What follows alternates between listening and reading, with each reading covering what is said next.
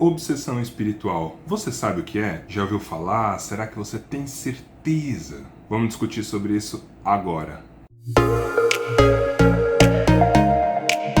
Essa maluquice difundida dentro do meu espírito, onde todo mundo acha que está obsediado por algum espírito malfeitor que tormenta a nossa cabeça. Essa ideia é um pouco parecida com o que o cristianismo falava em relação aos demônios ficarem atrapalhando a nossa vida. Vamos desmistificar isso um pouquinho. Até porque as pessoas adoram usar o tema obsessão para poder justificar um pouquinho suas maluquices. Para explicar para vocês um pouquinho sobre a obsessão, é interessante a gente falar um pouquinho sobre o processo encarnatório para a gente poder falar sobre essa dinâmica. Quando a gente fala sobre um espírito, a gente pode definir dois momentos, ou quando ele está encarnado, ou quando ele está desencarnado. Partindo desse princípio, a gente tem aqui dois caminhos para poder seguir o raciocínio. Se o espírito está desencarnado, a gente pode dizer que o espírito está sem limitadores, ou seja, ele está na sua forma mais completa. Quando o ser está encarnado, esse processo serve para poder realmente criar uma limitação para o espírito para que ele consiga seguir uma direção. Para que isso?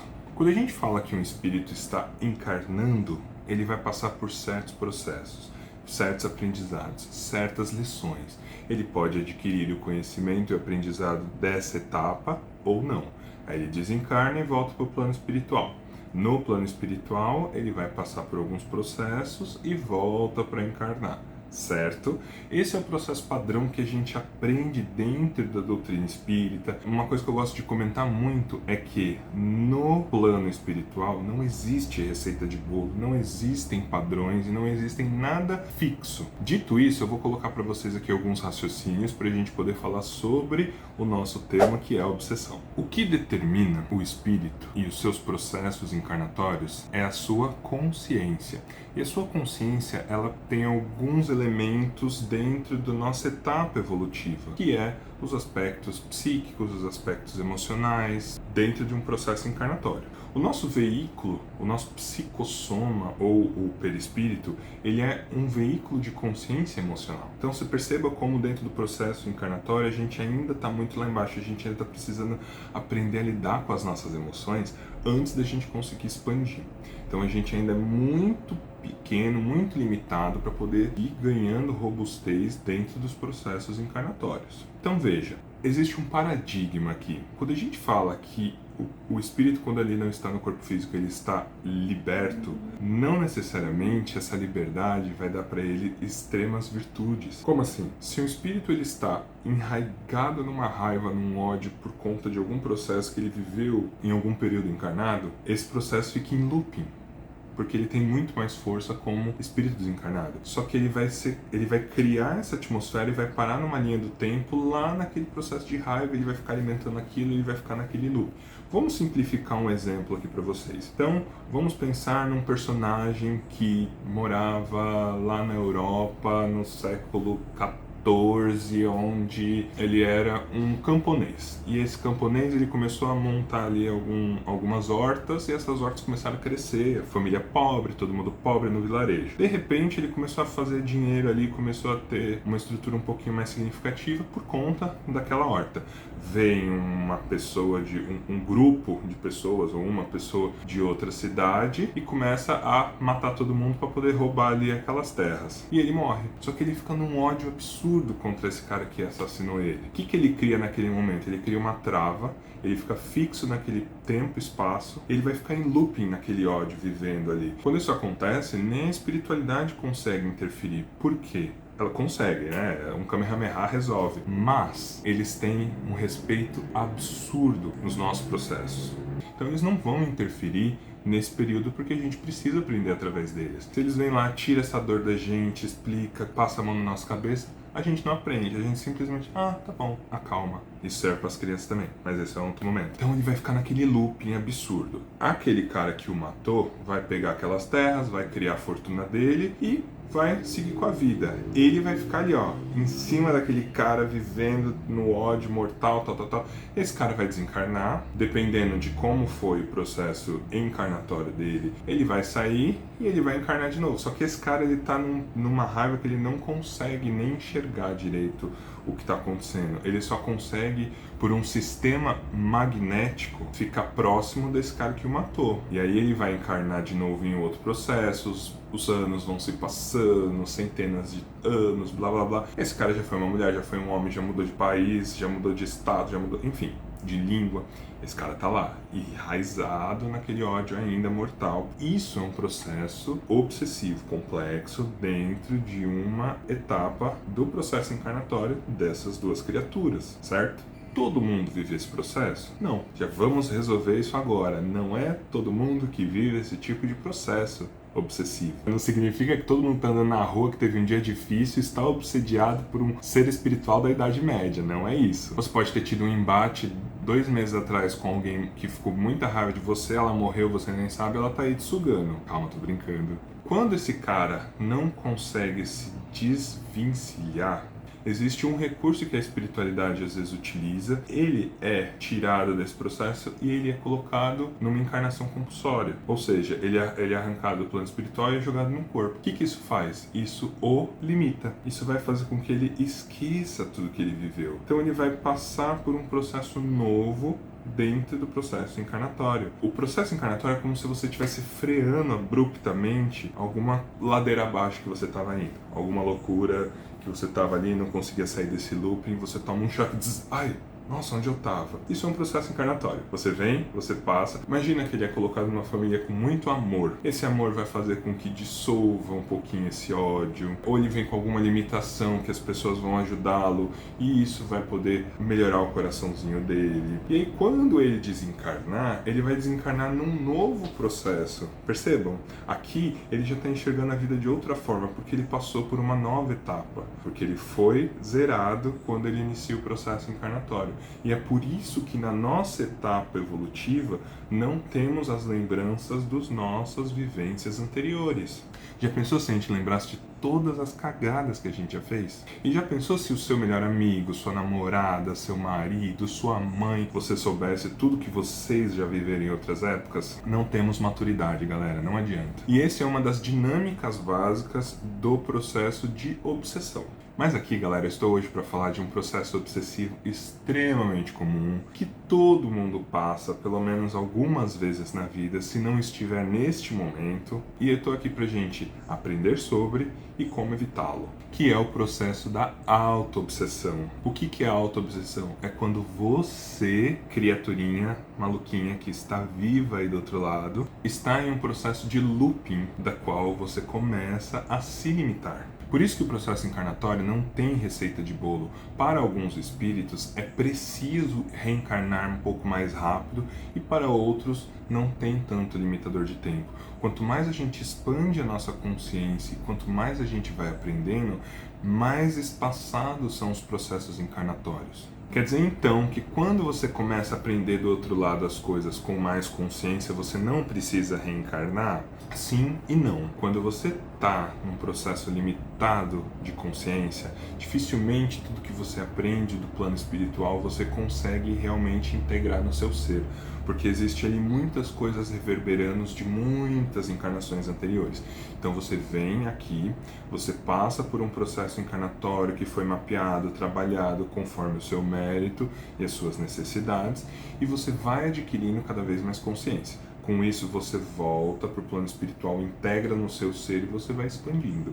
Conforme você vai expandindo, você vai aprendendo coisas lá da qual você já vai conseguindo integrar sem precisar vir aqui com o seu limitador carnal, que seria a encarnação. E é isso que faz com que o espírito vá espaçando cada vez mais até ele não precisar reencarnar. E aí esses espíritos com um quantum de consciência elevado começam a ser convidados para auxiliar os outros irmãos que estão encarnados e estão com uma visão ainda um pouco mais limitada. E aí, esses espíritos atuam em diversas searas, em diversos segmentos, em diversas religiões, não importam para eles. Então, os convites vêm de acordo com a energética e com a afinidade daquele espírito. Mas o lado bom é que estamos cada vez mais sutis, né? Nosso planeta está sutilizando, logo os seres humanos estão ficando ficando um pouquinho mais espertinhos. Então, quando a gente morre, fica um pouquinho mais fácil do plano espiritual falar: ei, gatinha, tamo aqui, vem cá, anjo, vem pra luz. A auto-obsessão é a verdadeira porta de processos obsessivos da humanidade. E por que ela é a grande porta? Quando vocês estão fazendo alguma coisa que vocês gostam, mas vocês falam que não fazem bem.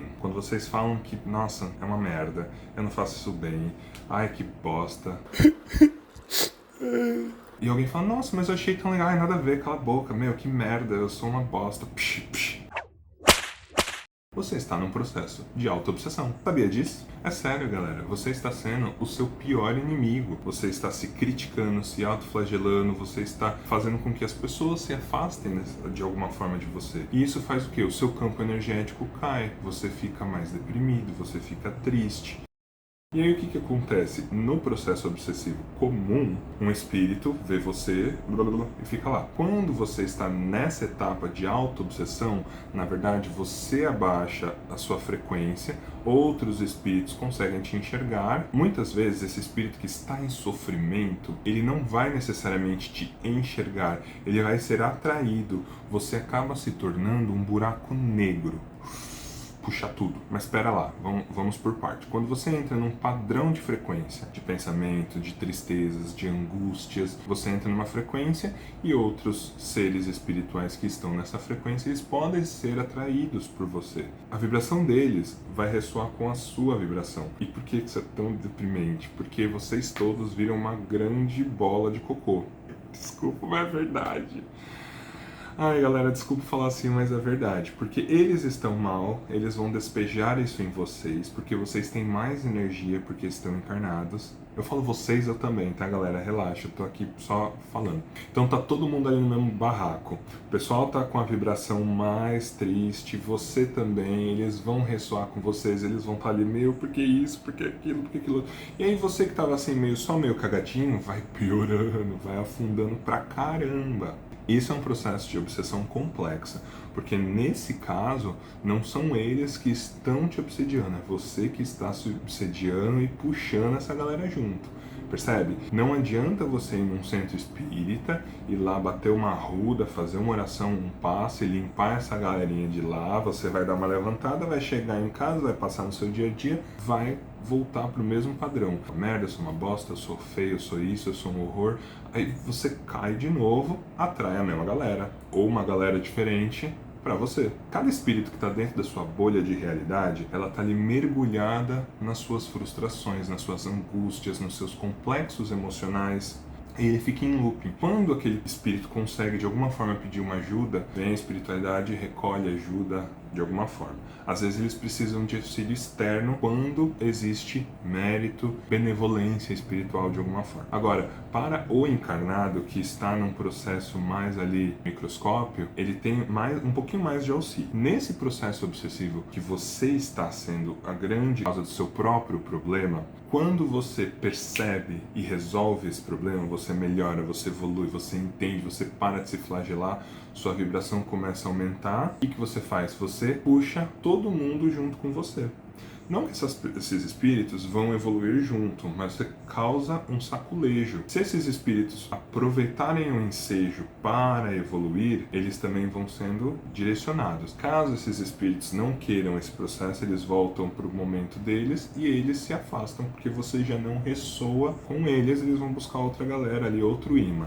Então, vejam que legal. Não existe lado ruim, porque mesmo quando você está mal, está todo obsediado, se você estiver amparado espiritualmente, o pessoal sabe que dali vai vir coisa boa, você vai ser um grande motim do processo evolutivo de uma galera aí junto, se eles quiserem ou não. Mas a oportunidade foi dada. Não existe nada que aconteça por acaso. Então, galera, lembrem-se, o processo da auto-obsessão é o verdadeiro mal que a gente carrega hoje, porque normalmente somos muito cruéis com nós mesmos. E quanto mais jovem, mais cruel se é uns com os outros. Então perceba, quando a gente não consegue a autovalidação, quando a gente não consegue se enxergar, a gente acaba buscando essa validação no outro. E normalmente a gente busca em gente pior, mas é uma pessoa que te acolhe, que te enxerga. E aí vai te levar para um caminho que não necessariamente deveria ser o seu caminho, mas que você está se permitindo porque você está se sentindo validado por alguém inferior, por alguém ruim. Faz sentido? Quando você não exerce o auto-perdão, o auto-amor, muitas vezes você começa a criar pequenas rachaduras no seu ego, porque o seu ego, ele é o software do encarnado que serve para protegê-lo, para proteger o sistema emocional da personalidade encarnada. Então, neste momento, eu estou Raul, o meu ego, ele foi criado para me proteger, para proteger o Raul deste processo encarnatório. Só que eu sou muito mais do que o Raul. Então, conforme eu vou ganhando essa consciência, essas coisas vão se fundindo. Se você não tem esse processo muito bem fundido, você tem umas brigas aí do seu inconsciente espiritual, do seu consciente tá aqui navegando no corpo físico. E o ego, ele serve para nos proteger. Muitas vezes a gente fala, ai, larga o ego, não ouve o ego. Entenda, são exercícios necessários para que a gente possa evoluir e expandir consciencialmente, mas o ego, ele não é algo ruim. Dito isso, se você não cuida de você mesmo, se você não tem nenhum apreço por você, você vai criando pequenas rachaduras emocionais e o seu ego precisa de alguma forma se auto-validar. Ele vai buscar isso fora. Mas o fato aqui é para dizer que quando a gente não tem os recursos necessários para olhar para dentro, a gente busca isso fora. E isso vai levar a gente para pequenos caminhos que podem piorar a nossa qualidade energética. E com a nossa qualidade energética deficitária, mais amplitude a gente tem para ter processos obsessivos externos. Então, galera, é por isso que a auto-obsessão continua sendo um processo bem complexo e bem comum. Como a gente pode evitar a auto-obsessão? Com um trabalho de autoconhecimento. Por isso que eu sempre bato nessa tecla aqui nesse canal. Espiritualidade é igual autoconhecimento, porque a gente está nessa terra por essa razão. Quanto mais a gente se conhece, mais a gente se lapida. Quanto mais a gente se lapida, mais a gente reluz. Então, busquem ajuda de alguma forma. Busquem o autoconhecimento, busquem se conhecer, experienciem as coisas de uma forma saudável, sejam menos julgadores com vocês mesmos. A gente é muito cruel às vezes, e assim, normalmente o pior julgamento começa pela gente. Ou a gente tem esse filtro muito grosso do auto-julgamento e a gente se flagela demais, ou a pessoa tem zero e ela fica megalomaníaca e foge da casinha, né? Tipo, tudo que ela faz é perfeito, ela é incrível, ela é a melhor de todas. Normalmente as pessoas se afastam bem rápido dessa gente. Mas quando a gente percebe que esse daqui é muito ruim, então a gente acaba se recolhendo muito, se justificando muito, nada tá bom, nada é perfeito. Esquece, galera. Faça o seu, reconheça tudo aquilo que vocês fazem, tudo aquilo que vocês são e cresçam, expandam. Não existem regras fixas para a nossa vida. E outra, vocês não precisam viver nas sombras de escolhas das outras pessoas. A vida está aí para a gente escolher e vivenciar aquilo que a gente precisa vivenciar, certo? Então, se você passa por um processo obsessivo complexo, você sente alguma coisa muito ruim, você sabe que é externo e você precisa de ajuda, coisas básicas a se fazer. Oração, buscar algum centro que seja especialista na coisa, mas principalmente com você. Tome algum tipo de banho, nem que seja de sal grosso, para dar uma equalizada no seu campo energético, mas principalmente oração, lapidação moral, porque você começa a enxergar as coisas de uma forma diferente, autoconhecimento, porque você consegue perceber aquilo que não é seu pensamento. Por isso que eu falo, autoconhecimento não é necessariamente, sim, eu gosto de azul. É também, mas é muito maior do que isso, porque se você de repente fala, será que eu gosto de vermelho? Nossa, vermelho é a cor mais legal. Não, não é, eu gosto de azul. Você percebe o que é seu e o que não é. E isso tudo são influências externas que advêm dos nossos pensamentos. Certo, galera? Espero que vocês tenham gostado desse vídeo. Ele ficou meio bagunçado porque eu tinha muita coisa para falar e, enfim, foi isso. É o que temos hoje. Espero que vocês tenham gostado. Deixem um comentário aqui e até a próxima. Tchau!